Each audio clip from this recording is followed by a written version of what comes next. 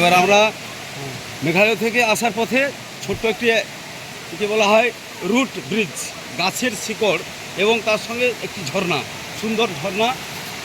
সব স্টুডেন্ট এবং বাইক থেকে যারা আসেন তিনারা খুব সুন্দর মনোরম দৃশ্যটি উপভোগ করেন এবং সেই সঙ্গে একটি ছবিও তুলতে থাকেন। দেখুন সবাই সেলফি নিচ্ছে, কত মানুষ আসছে মানে বাইক থেকে পর্যটক অনেক এসে। দেখুন গাছটা লক্ষ্য করে এই গাছটি তার শিকড় দিয়ে ব্রিজ তৈরি করে দিয়েছে, একটি মনোরম দৃশ্য। তার উপর দিয়েই আমাদের ব্রিজ, আমাদের যাতায়াত সবাই একসঙ্গে যাচ্ছেন। দেখুন গাছের শিকড়ের ব্রিজ কীভাবে তৈরি হয়, সেটা এখানে না এলে আর কাউকে দেখতে পাবে না।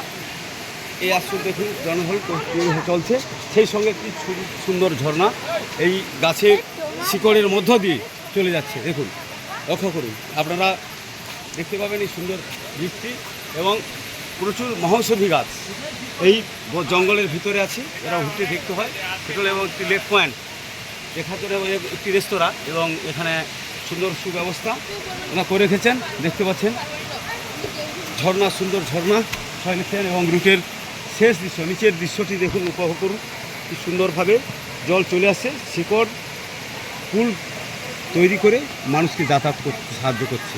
গাছেরও প্রাণ আছে, আজকে সেই দিনটি মনে করে গাছ যেমন জীবন দান করে, তেমন আজকে দেখা গেল অনবদ্য পারাপার করার জন্য গাছ সাহায্য করে, পারাপার করার জন্য গাছ সাহায্য করে।